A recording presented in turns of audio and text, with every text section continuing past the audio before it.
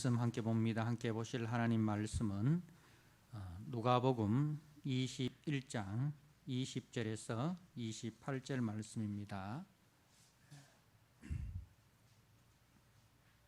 누가복음 21장 20절에서 28절 말씀, 주신 말씀을 봉독드립니다.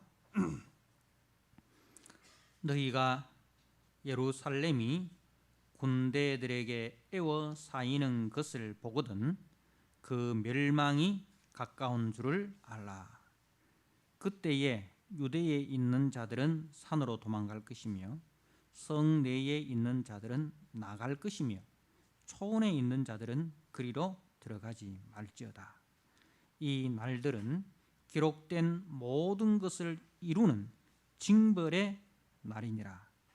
그 날에는 아이 뵌 자들과 젖먹이는 자들에게 화가 있으리니 이는 땅에 큰 환난과 이 백성에게 진노가 있겠음이로다. 그들이 칼날에 죽임을 당하며 모든 이방에 사로잡혀 가겠고 예루살렘은 이방인의 때가 차기까지 이방인들에게 밟히리라. 이럴 성신에는 징조가 있겠고 땅에서는 민족들이 바다와 파도의 성난 소리로 인하여 혼란한 중에 공고하리라. 사람들이 세상에 임할 이 일을 생각하고 무서워함으로 기절하리니 이는 하늘의 권능들이 흔들리겠습니다. 그때에 사람들이 인자가 구름을 타고 능력과 큰 영광으로 오는 것을 보리라. 이런 일이 되기를 시작하거든 일어나 머리를 들라. 너희 속량이 가까웠느니라 하시더라. 아멘.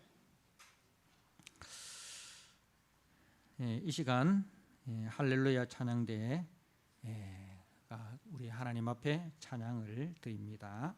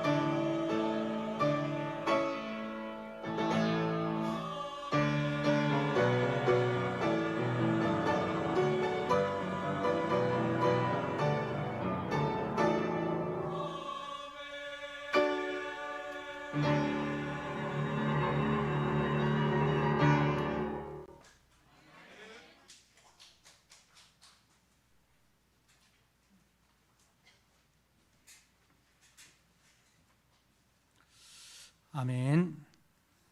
거룩하신 우리 하나님 아버지를 찬양드립니다.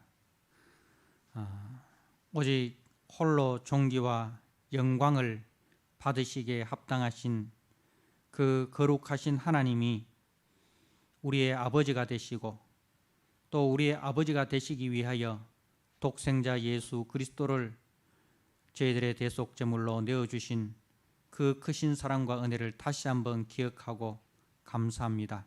말씀을 통해서 말씀 속에 나타난 아버지의 뜻을 저희들이 분명히 깨닫고 그 뜻 가운데 우리를 복종시키므로 그 거룩하신 아버지가 우리의 삶을 통해서 우리의 모습을 통해서 나타나는 놀라운 역사가 있게 하여 주옵소서. 예수님께 하신 이름으로 기도드리옵나이다. 아멘. 네, 오늘 누가복음 21장 20절에서 28절 말씀, 일어나 머리를 들라라는 말씀의 제목을 가지고 함께 은혜를 나누고자 합니다. 오늘 28절에 보니까 이런 일이 되기를 시작하거든 일어나 머리를 들라 너희 속량이 가까웠느니라 하시더라. 오늘 본문의 말씀은 이제 주후 70년에 있을 그 로마의 티토 장군에 의해서 그 예루살렘 성과 그 성전이 완전히 파괴되고 멸망될 것을 우리 주님께서 친히 예고하시는 그 말씀입니다. 주님은 예루살렘에 대한 진노와 징벌에 그리고 그 멸망에 대해서 여러 번 친히 말씀하셨습니다.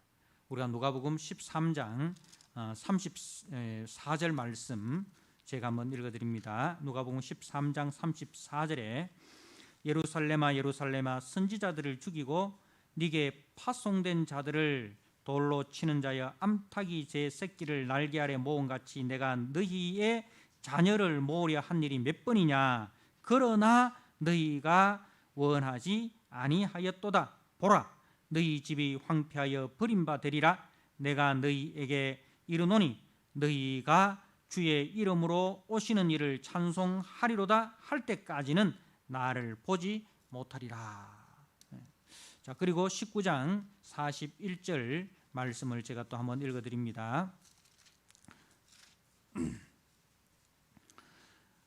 19장 41절입니다. 가까이 오사 성을 보시고 우시며 이르시되 너도 오늘 평화에 관한 일을 알았더라면 좋을 뻔하였거니와 지금 네 눈에 숨겨졌도다. 날이 이를지라 네 원수들이 토둔을 쌓고 너를 둘러 사면으로 가두고 또 너와 및 그 가운데 있는 네 자식들을 땅에 메어치며 돌 하나도 돌리에 남기지 아니하리니 이는 네가 보살핌 받는 날을 알지 못함을 인함이니라 하시니라.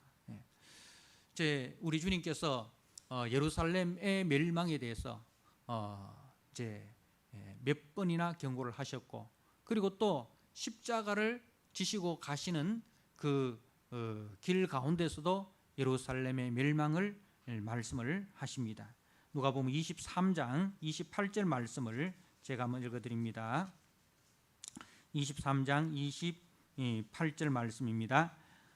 예수께서 돌이켜 그들을 향하여 이르시되 예루살렘의 딸들아 나를 위하여 울지 말고 너희와 너희 자녀를 위하여 울라.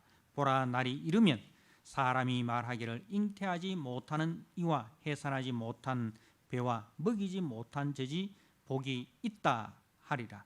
그때에 사람이 산들을 대하여 우리 위에 무너지라 하며 작은 산들에 대하여 우리를 덮으라 하리라. 푸른 나무에도 이같이 하거든 마른 나무에는 어떻게 되리요 하시니라.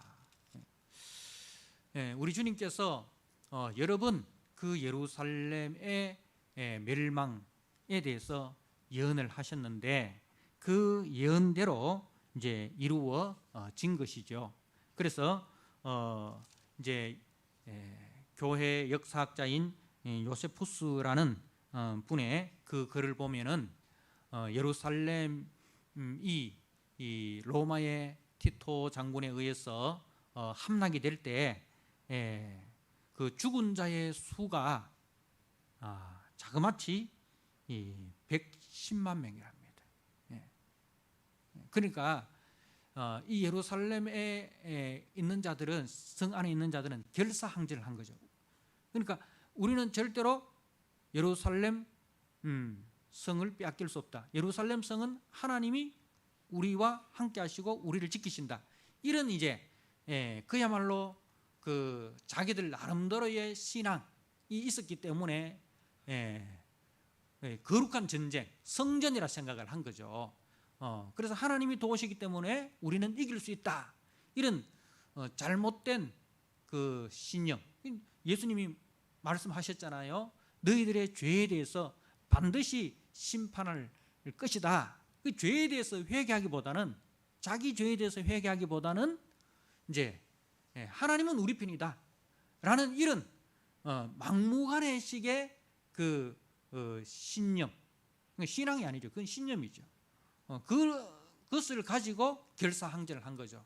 그래서 110만 명이나 죽임을 당하였고 포로의 숫자가 9만 7천 명이다. 이렇게 교회 역사학자인 요세푸스가 기록을 하고 있습니다.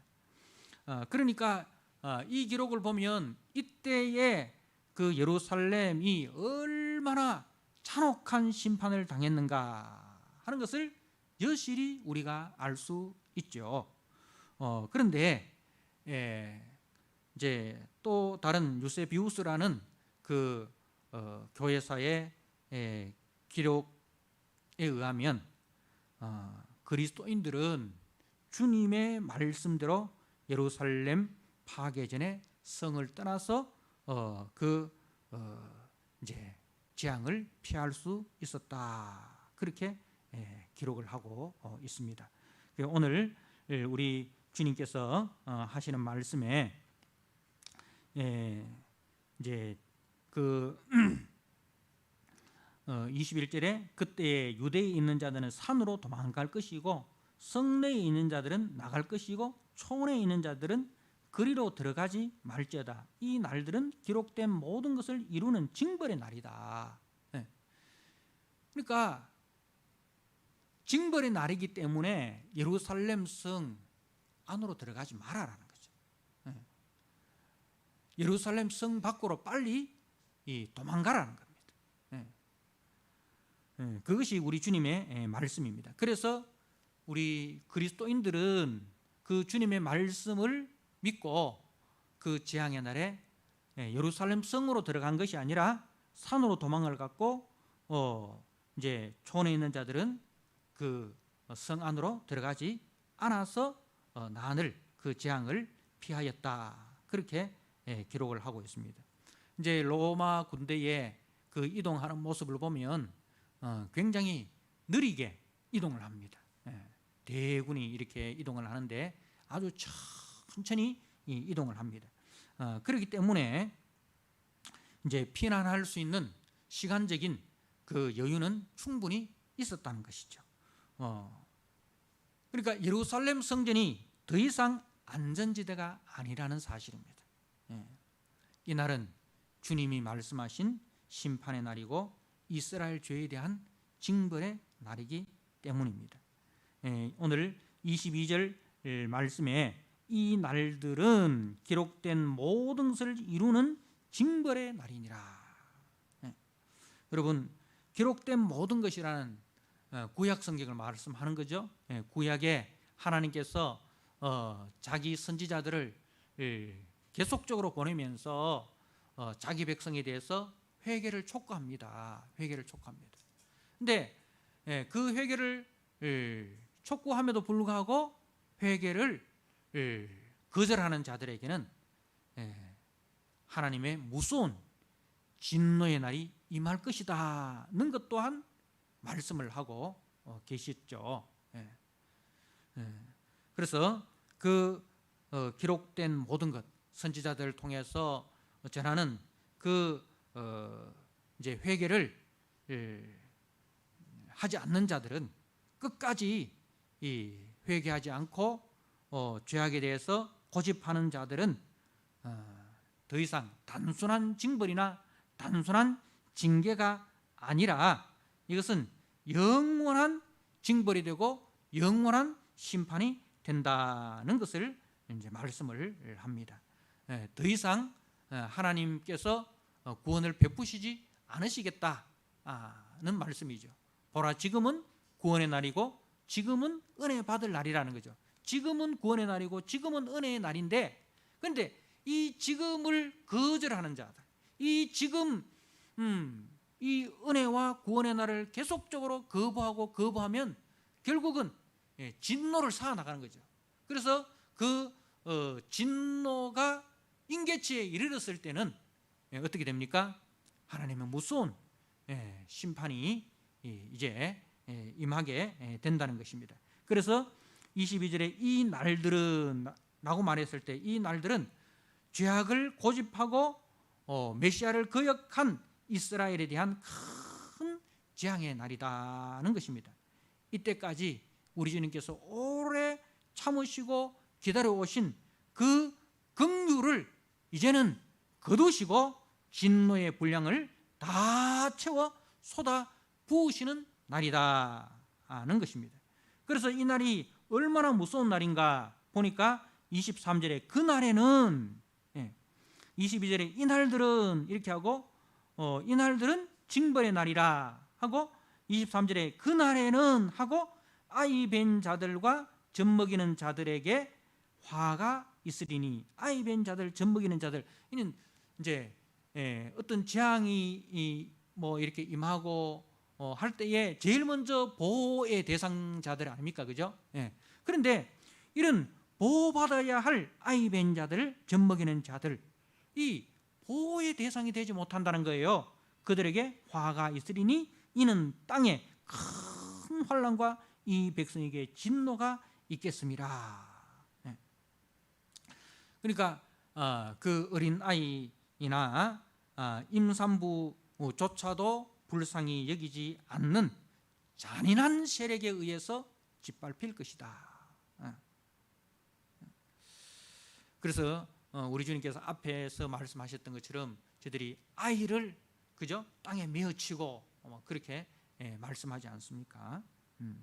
그래서 그런데 문제는요, 이 날이 이 주후 70년의 예루살렘 멸망과 형벌에만 제한되지 않는다는 거예요.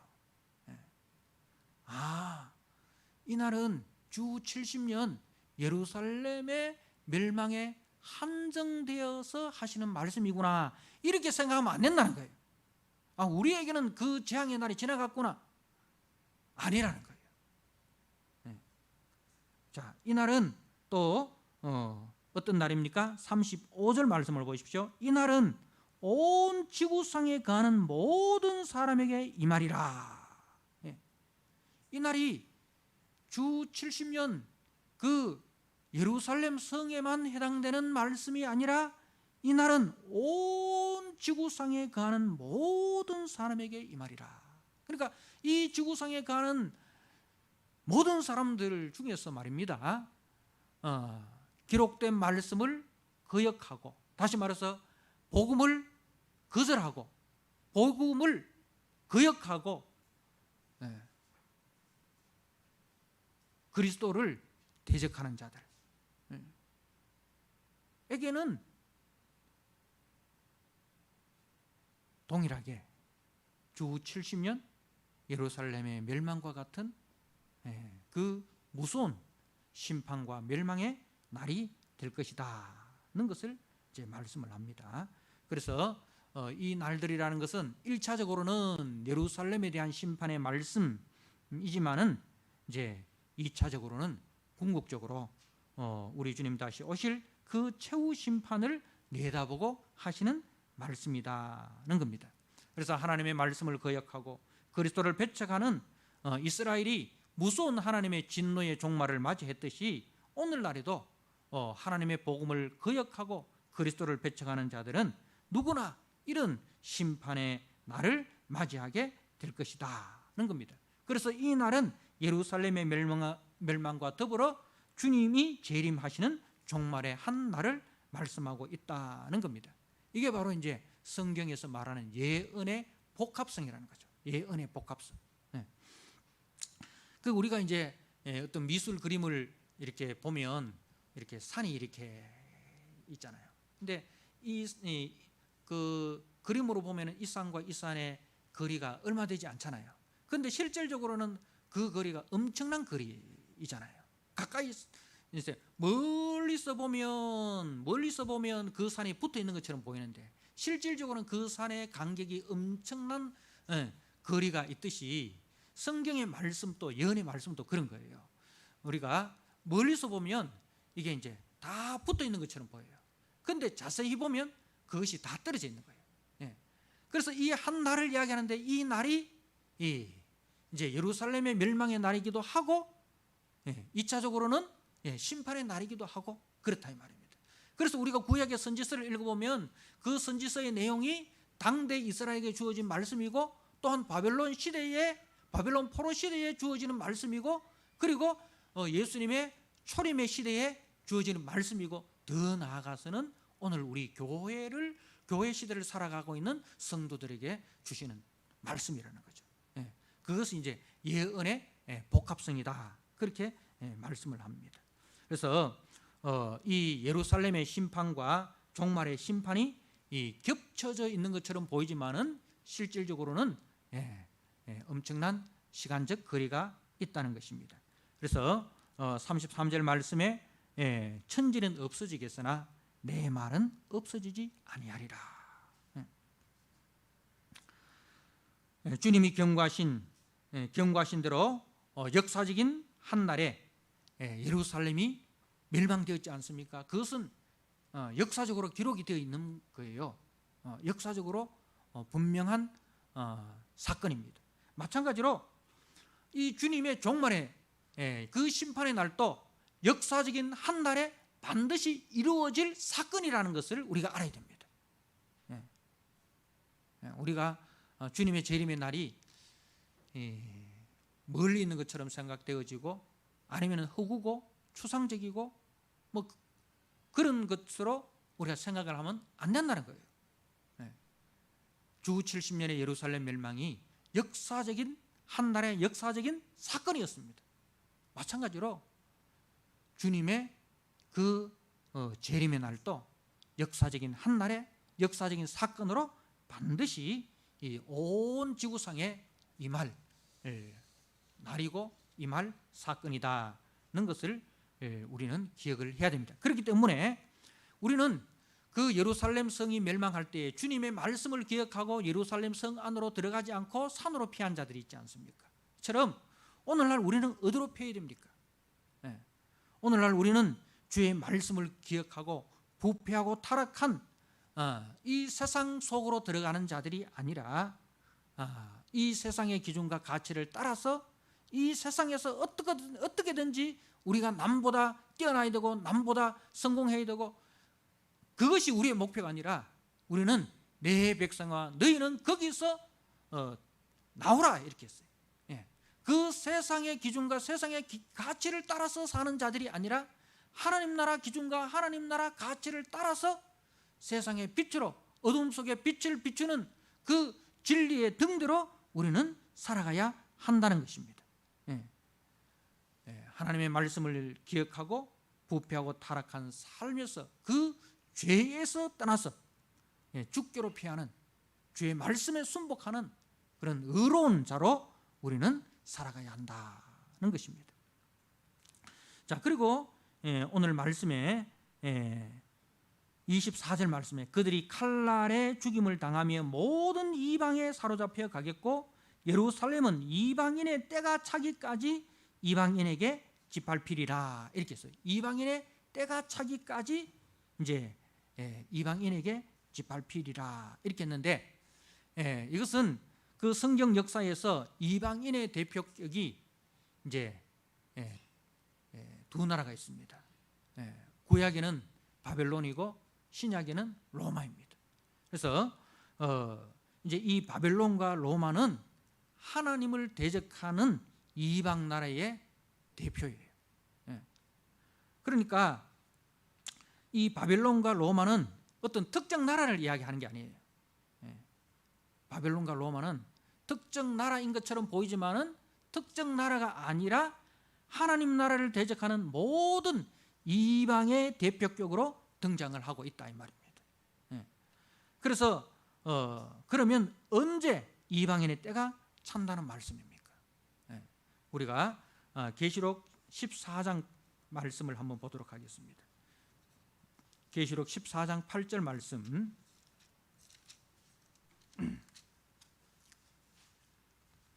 제가 한번 읽어드립니다. 계시록 14장 8절에 또 다른 천사 곧 둘째가 그 뒤를 따라 말하되 무너졌도다 무너졌도다 큰 성 바벨론이여 모든 나라에게 그의 음행으로 말미암아 진노의 포도주를 먹이던 자로다 하더라. 이제 계시록에 보니까 그 이방 나라의 대표격인 그 바벨론이 무너진 거예요. 무너졌도다 무너졌도다 큰 성 바벨론이여 모든 나라에게 그의 음행으로 말미암아 진노의 포도주를 먹이던 자로다. 그러니까 하나님을 대적하는 일에 앞장선 자들이었다 이 말입니다. 자, 그리고 계시록 18장 2절 말씀을 한번 보시기 바랍니다. 계시록 18장 2절에 힘찬 음성으로 외쳐 이르되 무너졌도다 무너졌도다 큰 성 바벨론이여 귀신의 처소와 각종 더러운 영이 모이는 곳과 각종 더럽고 가증한 새들이 모이는 곳이 되었도다. 그러니까 이제 이 바벨론의 멸망. 그러면은 이제 우리 이 믿음의 성도들은 어떻게 해야 됩니까? 계시록 18장 4절에 또 내가 들으니 하늘로부터 다른 음성이 나서 이르되 내 백성아 거기서 나와 그의 죄에 참여하지 말고 그가 받을 재앙들을 받지 말라. 그러니까 우리는 그 세상 나라의 기준과 세상 나라의 가치와 세상 나라의 목적을 따라서 살아가는 사람이 아니다 이 말입니다. 거기서 나오라는 거죠. 그들의 그 진리, 그들의 그 가치, 그들의 그 목표에서 우리는 나와야 된다는 거죠. 거기서 나와야 된다는 거죠. 왜? 그가 받을 재앙들이 있기 때문에. 거기는 그 바벨론에는 반드시 재앙이 임한다는 겁니다. 지금은 이 세상 임금이 왕노릇하고 있는 이방인의 때라고 주님이 말씀하십니다. 요한복음 12장 3절에 이 세상 임금이라 이렇게 했어요. 그 이방인의 때는 하나님 나라가 임할 때, 즉 우리 주님이 재림하시는 그날에 끝이 나게 됩니다. 여러분 지금 세상을 보십시오. 주님이 안 계신 것처럼 보이잖아요. 그죠? 세상이 너무 커 보이지 않습니까? 세상이 너무 강해 보이지 않습니까? 그래서 그 세상의 기준에서, 세상의 가치에서 벗어나면은 내 인생이 끝날 것처럼 그렇게 생각되지 않습니까? 그래서 세상은 우리를 하여금 끊임없이 바쁘게 하고 해서 이 복음에서 멀어지도록 하는 거죠. 신앙생활 하는 것이 어리석은 것처럼 보이게 하는 거죠. 경쟁에서 뒤처지게 하고 경쟁에서 도태되지 않을까, 그런 염려와 근심을 우리에게 주고 있습니다. 다시 말해서 세상은 끊임없이 우리를 미혹하고 있단 말입니다.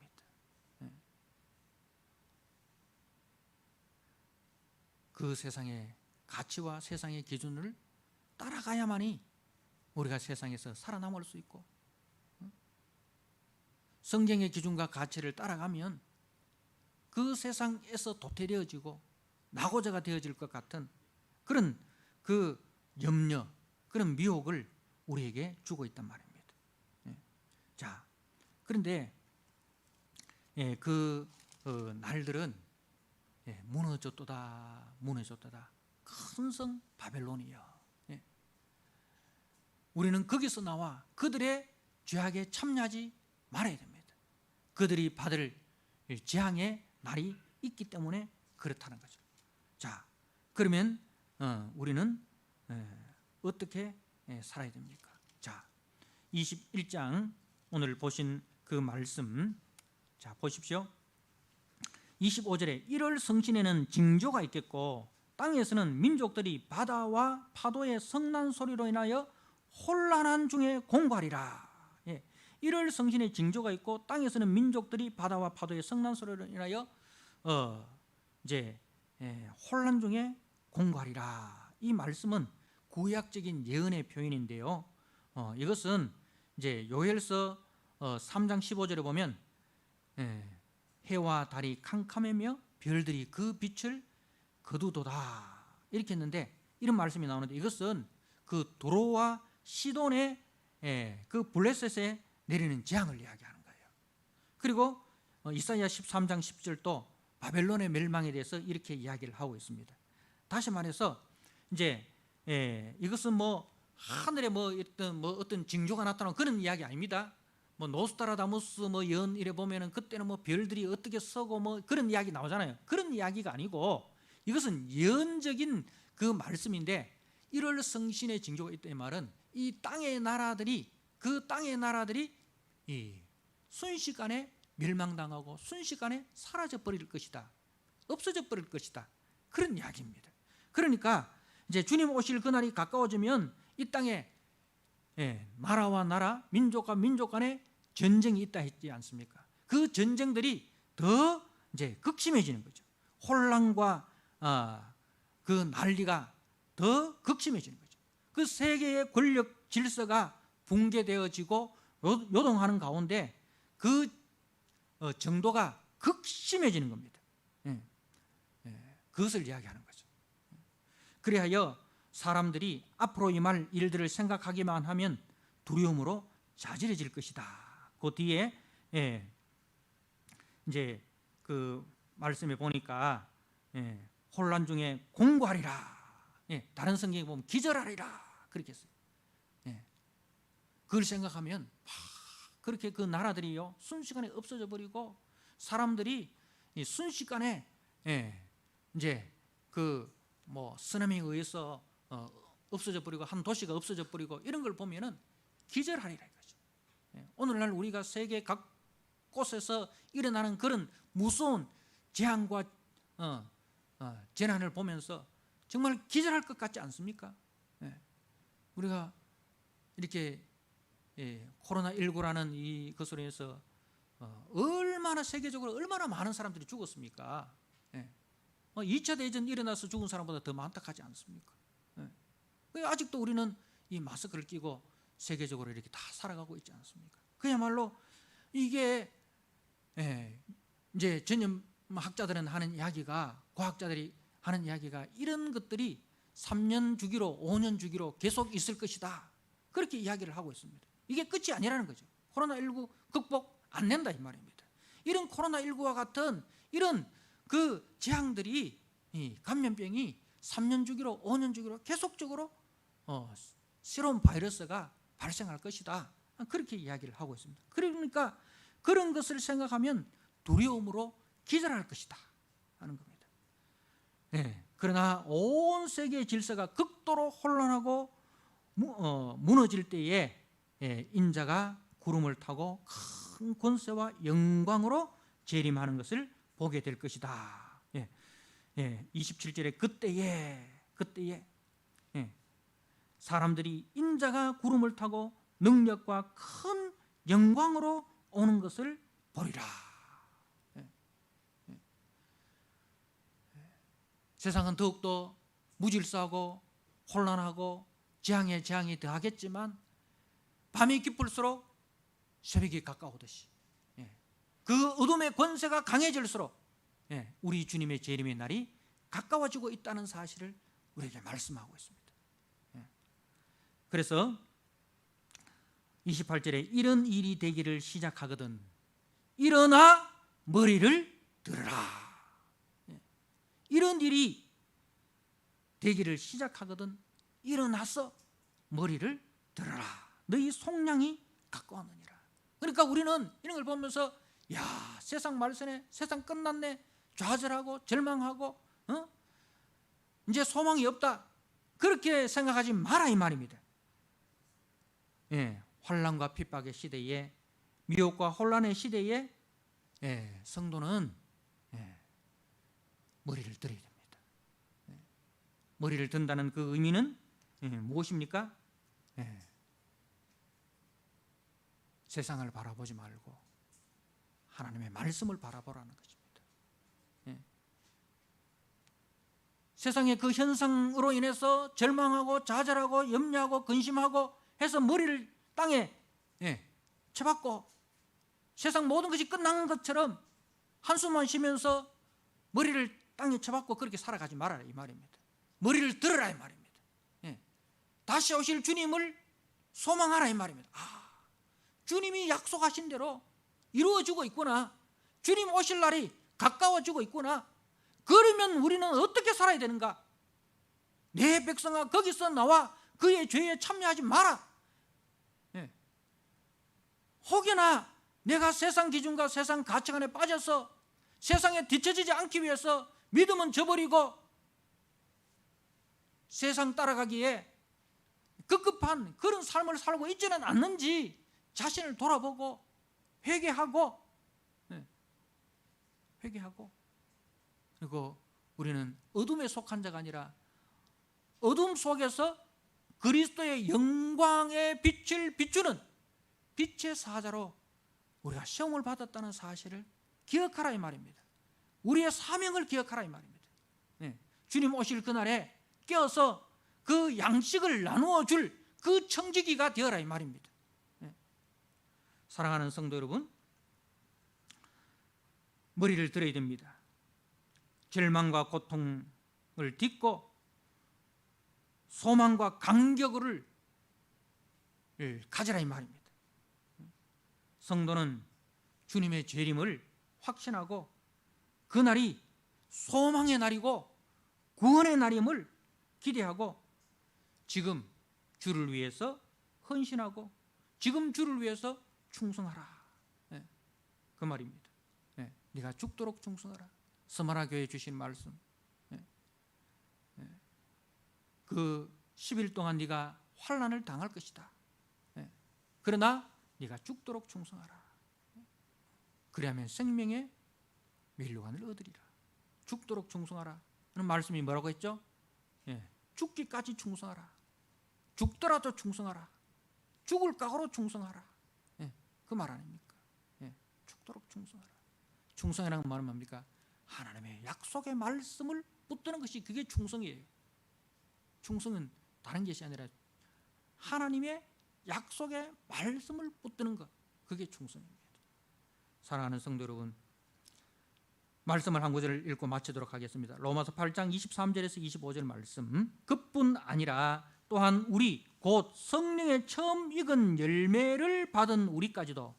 성령의 처음 익은 열매가 무엇입니까? 예수님의 부활입니다. 예수님께서 부활의 첫 열매가 되셨잖아요.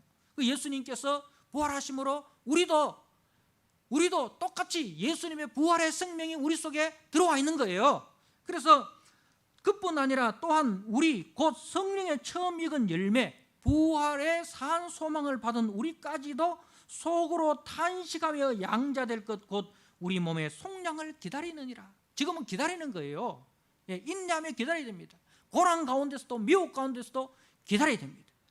우리가 소망으로 구원을 얻었음에 보이는 소망이 아니니 보는 것을 누가 바라리요? 만일 보지 못하는 것을 바라면 참음으로 기다릴지니라. 믿음으로 인내하여서 주님 오실 그날까지 믿음으로 잘 인내하셔서 주님의 영광 가운데 참여하는 승리하는 우리 모든 성도가 되시기를 주님의 이름으로 축복합니다. 아멘. 우리 하나님 아버지, 지금은 이방인의 때이기 때문에 우리가 탄식할 수밖에 없습니다. 그러나 우리는 지금 기다리는 자입니다.